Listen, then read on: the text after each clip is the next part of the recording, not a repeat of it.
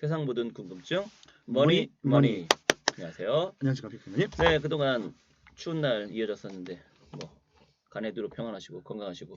예, 다행히 저희 집에 감기가 좀 돌고 있는데 그거 빼놓고는 다 괜찮은 것 같습니다. 저도 오늘 좀 목이 좀 칼칼하고 저희 아, 아내께서는 어부인께서는 저희 부인께서는 몸이 좀 아프셔가지고 감기에 걸려가지고 좀 아유. 골골대고 이렇게 합니다. 네, 건강이 최고입니다. 네, 그렇죠. 건강히 네. 살아야 되는데 참. 돈이 많아도 건강이 없으면은 의미가 없다는 진부 한 편처럼. 예, 네. 맞습니다. 자, 그럼 거두절미하고 예. 휙 들어갑시다. 예. 오늘, 네. 오늘도 많은 양을 또 해야 돼갖고 네. 예.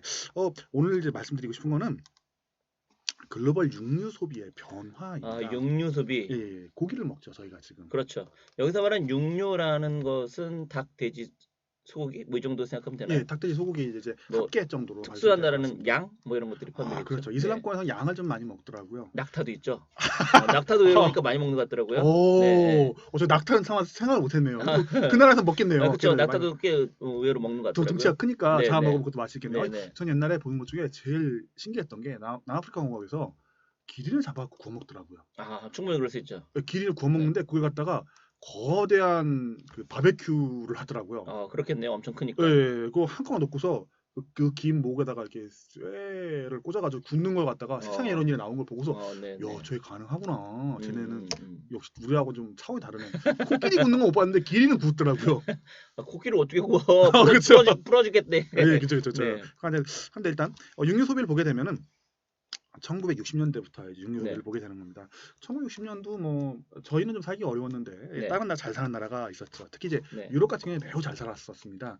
네. 뭐 워낙 잘 사는 나라니까 거기는 세상에 뭐랄까요, 부를 혼자 다 갖고 있었죠, 그전에. 네. 그래갖고 유럽의 육류 소비가 원래 높지가 않았었는데 남아메리카 공화국 그리고 이제 남아메리카 지역하고 북아메리카 지역에 수입해가지고 네, 많이 네. 먹었습니다. 저희가 저희가 남아메리카 공화국이라서 남아프리카 남아프리카 공화국을 떠올렸네. 헷갈렸습니다, 갑자기. 네. 예. 그러니까 그 전에 보면 저희가 냉장고에 관련해서 찍은 적이 그렇죠. 있었죠. 네, 그 네. 냉장고, 즉 냉장고가 발전하고 냉장선이 되죠. 배가 네, 되고 그렇죠. 그 배가 발전하면서 이제 아메리카 대륙에서 소나 돼지를 갖다 사와가지고 먹게 되면서 네. 이제 유럽 사람들이 고기를 많이 소비할 수 있는 이제 그런 상황이 벌어지게 그렇죠. 되죠. 결국에 이제 얼음 기술의 발달로 인해서 이제 그 냉동시킬 수 있으면서 이렇게 그렇죠. 예. 가면서 냉동선까지 가고 예, 보니까. 네. 그 냉동체인이라고 저는 부르는데 네. 그 냉동체인이 개발되고 안착됨으로써 사람들의 그 수명 또 건강 상태, 네네. 여행 상태가 많이 변화가 된 것 같습니다. 그 중에 이제 가장 극적인 게 이제 육류 산업 또 육류의 보급 네. 이런 것들일 것이고, 저희 앞에 보시게 되면은 1960년대에 육류 소비량을 보시게 되면은 유럽이 이제 그 당시에 얼마나 많이 소비했었는가 이제 그걸 네. 느낄 수가 있습니다. 뭐 인구도 좀 많죠. 유럽이 사실은 네, 네. 유럽이 적지 않습니다. 유럽 전체로 보게 되면은. 네. 예. 그리고 이제 그 밑에 보게 되면 북아메리카가 딱 나옵니다. 여기는 뭐 아메리카. 당연히 이제 미국을 지금 얘기한다고 이제 보시면 될 것 같습니다. 그 두 개 대륙이 엄청나게 많이 했었는데 나머지 나라도 좀 못하고요. 그렇죠. 가난했으니까요. 네네네. 예, 그리고 이제 육류 자체를 갖다 많이 생산을 못했죠. 그 당시에는. 옛날에는. 그렇죠. 네. 예, 하고 다들 좀 덜 먹고 육류보다는 오히려 곡물류 중심으로 어떻게 살아야 네, 되다 보니까 네. 이제 많이 못 먹었다 정도로 생각하시면 될 것 같습니다. 저희가 이제 이거 말고 요 이전에 이제 농업혁명에서 했었습니다. 네. 그래갖고 이제 IR8 해갖고 그 작물 중에 잘 크는 키가 작고 많이 나달이 일어나는 이제 그런 작물들, 네. 그러니까 벼라던가 밀 같은 게 개발이 되었고 네. 그것을 갖다 키움으로써 그 한국으로 치면 이제 그런 말씀드렸었죠. 저희 아버님 항상 옛날에는 보릿고개가 있었다 이런 말씀하셨는데 네. 그 보릿고개를 저희는 벗어나게 되죠. 이게 통일벼였는데요. 네. 어렸을 때는 박정희 대통령이 개발했다 뭐 이런 말도 어디서 들은 것 같은데. 그래요? 네, 박정희 대통령 때 들어왔죠. 근데 이제 우리가 혹시 그 시골 출신이라서 다르래요. 서울 사람은 그런 걸 모르는데. 맞습니다. 네. 시골이라 저희 아버님 말씀 들으면 옛날 너무 힘들었어 살기가 막. 아니 그게 아니라 그 박정희가 만들었던 그런. 왜냐면 서울에서는 그런 얘기를 할 이는 없잖아요. 그렇죠. 네. 안 키우니까 일단 별로 안 보이니까. 저 같은 경우는 그 변화무라고 표현했었으니까.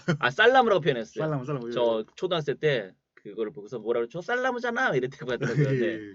통일벼라고 했는데 그게 이제 보급되면서 식량 문제가 70년대쯤에 이제 변화가 되는 것을 저희가 알 수 있습니다.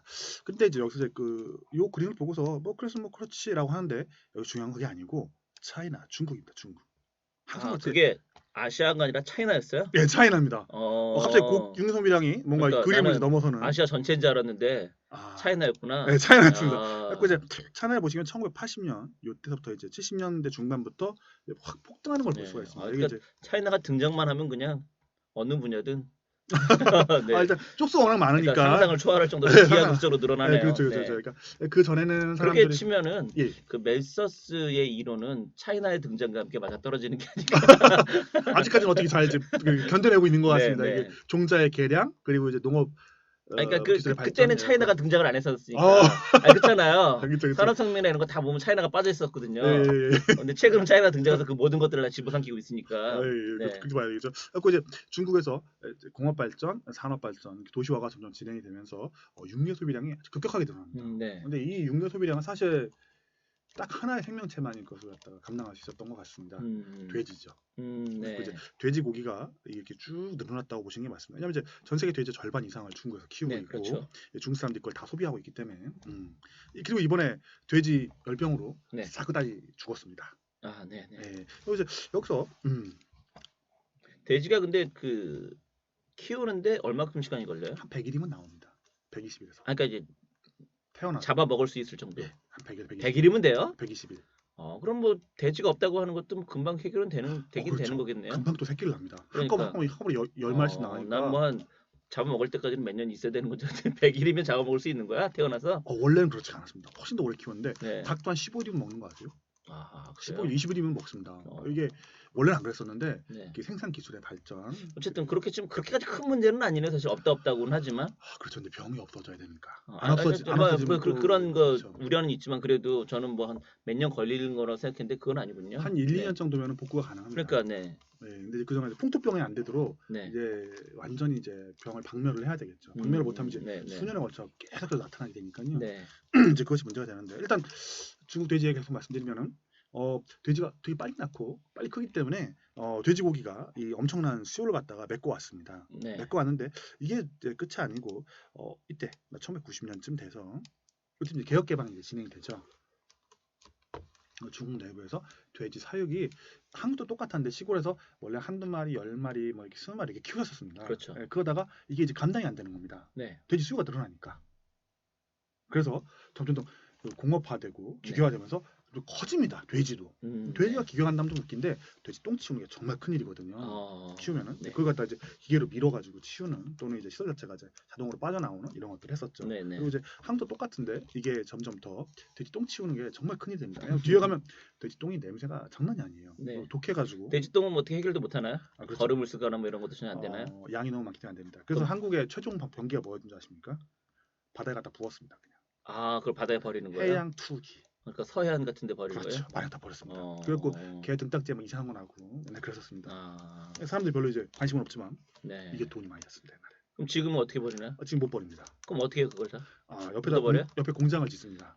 공장에서 불태우는 거예요? 네, 공장에서 불을 태우거나 뭐 이렇게 하고 없애야 됩니다. 이거 완벽하게 이제 그렇게 했대요. 소각을 하던가 해야 됩니다. 네, 네. 그러니까 이제 냄새가 안 나도록 설비가 어마어마하게 갖춰 있습니다. 돼지 똥을 갖다가 그러니까 한두 마리 키우지 못합니다. 그러니까 대형 설비를 짓고 많이 키워야 되겠죠. 네, 그거 돼지 똥을 그렇죠. 완벽하게 네, 이제 네, 네. 돼지 그럼 똥을 그 공장도 돼지 키우시는 분이 같이 운영을 하는 건가요? 그렇게 아니죠. 되면? 돼지 농장에 같이 붙어 있습니다. 아예 그냥 그 안에 그러니까 설비. 그 공장도 그렇죠. 그 돼지 키우시는 분이 같이 그러니까 예, 하는 거냐 이거죠? 맞습니다. 예. 그리고 이제 완전 정화설비란 말은 적당치 않고 돼지 똥을 갖다가 아예 소각해서 없애버리는 설비까지 소각까지 가야 됩니다. 네. 예. 그러니까 그러다 보니까 중국도 이제 대형화가 되는 겁니다. 점점 더 네, 네. 대형화, 기계화, 자본 투자가 되는 거죠. 그래서 지금 한국의 예를 보게 되면 아마 미국은 안 그럴 수도 있을 것 같습니다. 나라가 네. 넓으니까 땅에다 뿌리면 될 것 같긴 한데 네. 중국도 걔네들은 달랠 거 있겠어요.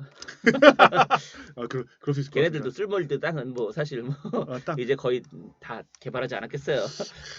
그렇게 하는데 걔네 미국 가보니 쓰레기 정말 막 버리더라고요. 한국에서 미국가 쓰레기 버리니까 막 죄의식이 생기더라고요. 묻은 걸 막 버리고 갔다가 막 그냥 매립한다고 하더라고요. 나라가 네, 넓으니까. 네, 네. 근데 한국은 이제 분리수거해서 걔네들은 재활용 사막도 재활용 있으니까. 이? 사막도 있으니까 걔네는. 사막? 사막. 그렇죠. 사막. 사막도 있고 네. 이제 그런 것 같습니다. 그래서 중국도 많이 인구가 모였기 때문에 아마 조만간에 그런 돼지에 대한 똥 처리 문제가 네. 아마 발생하지 않을까. 또 이번에 돼지 열병을 통해서 돼지가 줄면서 네. 중국 내부에서 이제 그 육류 소비가 바뀌었습니다. 어떻게? 닭 그리고 이제 물고기 뭐 이런 쪽으로 하고 막 퍼져나 어, 다양화가 된 네. 거죠. 양이나 뭐 이런 것도 먹고 그 전보다. 뭐 닭은 그렇지 않은데 물고기는 어떻게 해결하려나? 양식하는 것도 쉽지 않을 것 같은데 생각보다. 저도 궁금합니다. 바뀌었다고 하더라고요. 그러니까. 전 세계에 있는 물고기 다 먹어도 안 될 것 같을 때. 그러니까 그 전에 그것도 저희가 또 물고기 되지 않았겠습니까? 네, 그러니까. 저희가 엄청나게 많은 걸 했는데 정말 많은 걸 했죠. 그래서 전에 찾아보니까 중국에 또 물고기 양식을 그렇게 많이 합니다. 네. 중국의 물고기 양식은 주로 잉어를 해갖고 그 옛날부터. 그러니까 양식을 해도 우리가 단순 생각할 때 닭 뭐 이런 거에 비해서는 사실 그게 한계가 있을 것 같은데. 그렇긴 하죠. 네. 그래갖고 한국이 원래 물고기 전 세계 제일 많이 먹지 않겠습니까? 네, 일본보다 네. 더 많이 먹습니다. 지금은. 네. 일본이 아마 방사능 때문에 안 먹는 건지 모르겠는데 네. 좀 먹고 한국이 1등, 일본이 2등 뭐 이런 식으로 좀 돼 있는 것 같은데요. 중국이 돼지열병 때문에 그렇다면 전 세계 물고기가 다 씨가 마르지 않을까 이런 생각도 한번 이제 가볍게 봅니다. 근데 그 밑에 보시면은 여기 좀 약간 어슴츠레하게 보이는 아프리카라는 게 보입니다. 네. 인도는 뭐 좋습니다. 얘네는 원래 많이 안 먹으니까. 근데 인도도 생각보다 소를 좀 먹더라고요.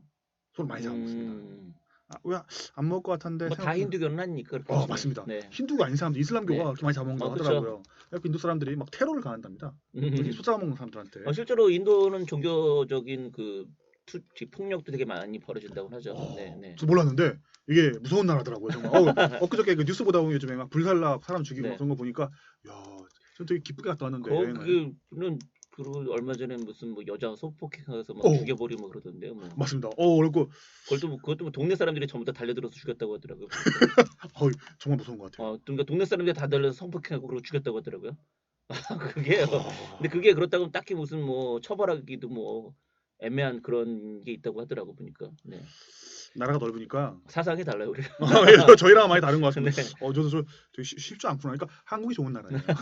한국이 매우 좋은 나라인 것 같아요. 네, 그렇게 보면은 미국은 총질하고 뭐 중국은 뭐 어떻게 되는지 모르고 불 지르고. 우리나라 끼가 칼 꺼내는 거니까. 칼 꺼내는 거니까. 사실 칼도 사실 갖고 다니기도 힘드니까 웬만하면 서로 멱살 잡고 왔다 갔다 끝나잖아요.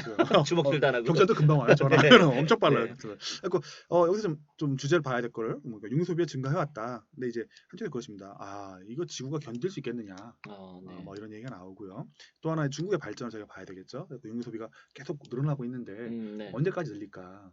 결국에 이제 어느 정도 선에서 멈추겠죠. 네. 근데 지금 상황에서는 아직도 더 발전할 여지가 있기 때문에 이번에 그 미중 무역 분쟁 때문에 중국의 이제 그 아프리카 돼지열병과 같이 중국의 이제 융 소비 어느 정도 좀 감소하는 영향이 좀 주어진 것 같습니다. 그래서 이제 이 부분에 대해서 투자도 아이디어가 나오죠. 그래서 중국 돼지 테마주가 한동안 날아다녔었습니다. 지금 이제 좀 조용해졌는데요. 약간 좀 이 무역 분쟁이 좀 아픈 일을 만들어냈죠. 저희도 뭐 뻔히 알고 있는 많이들 알려져 있긴 한데 중국이 미국에서 돼지 사료를 수입 안 하다 보니까 그 수입처를 남아메리카로 돌리고 그래서 브라질이 남아메리카 존재하는 아마존 원시 때문에 불을 질러가지고 거기다 농장을 만들고 있는 아주 슬픈 일이 이제 발생하고 있다. 이런 얘기가 많이 있었고 이것 때문에 뭐 지구의 허파가 망가지고 있다. 이런 얘기가 좀 많이 있었습니다. 근데 참 이 문제도 참 문제인 것 같습니다. 뭐냐면 우리는 이미 자연을 다 파괴해가지고 경제 발전을 이루었는데 걔네 발전한다고 하니까 야 네가 하면은 세상이 망해하면서 못하게 하니까 그쵸. 걔들 입장에서는 되게 통곡할 만한 일인데 우리 입장에서는 쟤들 때문에 다 망하겠네 막 이런 얘기가 나오는 것 같습니다. 그리고 마지막으로 아프리카 얘기가 나오는데요. 이 아프리카가 좀 약간 애매한 것 같습니다. 애매한 얘기가 말씀이 뭐냐면 앞으로의 인구 증가의 핵심은 아프리카라는 얘기가 있더라고요. 그렇죠. 에티오피아가 1억 2천이랍니다 인구가. 이번에 알고서 되게 놀랐는데요. 나이지리아도 2억인가 그렇게 되지 않나요? 맞습니다. 네. 걔네 인구 통제가 안 되기 때문에 인구 통제가 안 돼가지고 이게 인구가 끊임없이 늘답니다. 1980년까지 저희하고 인구가 비슷했답니다. 근데 이제 쭉쭉 늘어나가지고 저희는 5천만에서 거의 멈추는 것 같은데 한 6천만에서 멈출 것 같은데 얘네는 1억 2천만 넘어서가지고 더 늘어날 거라. 뭐 나이지리아나 그런 데들도 그게 종교가 이슬람인가 뭐 그렇잖아요. 네, 이슬람이 많죠, 그렇죠. 그러면 거기는 그냥 통제 안 하죠. 말 그대로 낳는 거잖아요. 그렇게 치면. 맞습니다. 그러니까 이게 아프리카도 어쨌든 이렇게 육류의 소비가 되게 많아질 것 같고 얘네가 육류 소비 많이 해가지고 목축업하다가 사망이 많이 있다는 얘기가 있는데 앞으로 점점 더 심해지지 않을까 이제 그런 생각을 한번 해봤습니다. 네, 그러면은 뭐 지금 어떻게 보면 이 방송을 듣시는 분들 입장에서는 어떻게 보면 저희가 계속 육류 저기에 대해서 꽤 많은 얘기를 사실 하긴 했었는데 그래서 이로 인해서 투자 아이디어를 가질 수도 있다라는 얘기를 그렇죠. 했는데 그거 관련돼서는 그냥 그렇게만 끝내면 사실 그럼 조금 듣는 더 좀 네, 나가보죠. 네, 육류 산업은 냉동 산업하고 연관이 되어 있습니다. 네, 그리고 네. 또 이제 얘들이 환경 문제가 되게 심각하게 일으킵니다. 그렇죠. 그렇기 때문에 네, 투자하기가 되게 좋습니다. 네, 이유는 냉동 체인을 소유를 해야 되고 네, 또 환경 문제를 일으키기 때문에 많은 기업들이 하기에는 되게 어렵습니다. 네, 아무나 하지 못하고 결국에는 이제 대규모 투자가 필요하고 환경 공해를 줄이기 위해서 네, 또 냉동 체인을 갖추어서 수출을 하고 그래야 되기 때문에 몇 개 소수의 기업들이 이걸 갖다 장악할 수밖에 없습니다. 네, 전 세계에서 가장 거대한 육류 기업은 사실 미국에 존재합니다. 네, 타이슨 푸드라고. 네, 네. 또 이제 미국에 있는 스미스필드라는 회사가 있습니다. 스미스필드. 그리고 근데 두 개 이제 같은 회사 아니었어요? 두 개 다릅니다. 그래서 다른 타이슨 회사인가? 푸드는 소고기하고 닭고기에서 되게 강력하고 네, 스미스필드는 돼지고기의 세계 1등입니다. 네. 근데 얘들하고 경쟁할 수 있는 회사가 브라질에 하나 더 있습니다. 근데 이름은 B 뭔데 이름 네. 까먹었습니다. 그래서 요거 세 개 정도가 있는데요. 그 얘들이 바뀌겠느냐? 바뀐 건 불가능합니다. 그러면 이게 것처럼 그 타이스푸드랑 스미스 필드, 그리고 둘 브라질 중에 하나 또 하나 둘 있죠. 중에 만약 한다면 어떤 놈에 더 가중치를 두시겠어요? 아닙니다. 브라질을 찔러야 됩니다. 둘 다 안 하고 브라질로 가겠다? 네, 브라질 이름도 모르는 그 놈? 맞습니다. 야, 이거 뭐 이름을 몰라서 그렇게 한데 여기서 중요한 거는 브라질 자주 망한다는 겁니다. 음, IMF를 만든다고 해서 소고기 안 먹진 않습니다. 네. 그러니까 소고기는 어차피 먹는 건 똑같은 소니까. 그럼 얘기한 거에 근거하면은 그 기업을 계속 째려보다가 폭락했을 때 사자 이 얘기인가요? 째려볼 필요도 없습니다. 브라질이 망했다는 얘기가 들리면 쫓아가면 됩니다. 여기서 되게 웃긴데 닭고기 저희가 뼈 없는 닭고기 드셔보시지 않았겠습니까? 네네네. 그게 브라질산입니다. 네네. 그걸 살 거죠. 네. 그걸 잊으시면 안 됩니다. 뼈 없는 닭고기 브라질산. 그럼 걔가 100%인가요? 100%는 아닌데 그럼 싸니까 가져온 거죠. 싸니까. 90%인가요? 어떤 그러니까 뼈 없는 닭고기는 90%가 브라질이냐 이거죠. 그 당시는 그랬습니다. 근데 요즘은 브라질산이 아닐까? 생각해보면 태국산도 좀 들어올 수 있긴 한데 일단 브라질산이 많은 걸로 알고 있습니다. 어쨌든 뭐 이번에 중국 때문에 불도 많이 질렀으니까 아마 점점 더 싸지지 않을까. 어차피 육류 키우는 거에는 환경 문제하고 사료값인데 브라질의 사료 농장이 많이 커진다면은 더욱더 커지지 않을까 생각해 볼 수 있을 것 같습니다. 그래서 이런 기업들은 항상 째려볼 이유가 있습니다. 왜냐하면 육류 소비가 지금 뭐 유럽에 좀 줄긴 했는데 나머지 나라들에서 계속해서 늘어날 가능성이 높기 때문에 부자가 되면 고기를 먹는 거 아니겠습니까? 그렇죠. 고기가 먹고 싶습니다. 고기를 먹다 보니까 앞으로도 성장 가능성이 높고 이게 국내에서 키우는 것만은 부족하니 해외에서 사오는 경우가 많아질 것이고 그렇게 되면은 글로벌 기업들이 돈을 벌 가능성이 높다 정도로. 네, 그러면은 뭐 사실 지금 얘기하신 거는 너무 글로벌해서 국내 기업은 없나요, 전혀? 하림이 존재하는데. 하림이 근데 너무 주가나 이런 게 좀 별로지 않나요?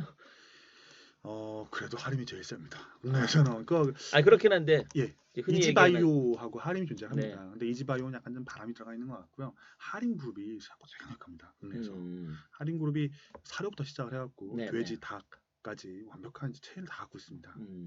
소는 좀 안 하시는데 소사료도 만들 겁니다. 그래서 그쪽에를 좀 쳐다보는 것이 만약 문제가 있다면은 그리고 이제 이게 국내 사료업계, 육류업계의 근간이라고도 거의 볼 수 있기 때문에 이 회사는 국가에서 많이 지원을 할 수밖에 없습니다. 그러므로 그렇겠지만 어쨌든 하림은 망하진 않을 기업이다. 망가뜨리면 안 됩니다. 그러니까 망하진 않을 기업이다.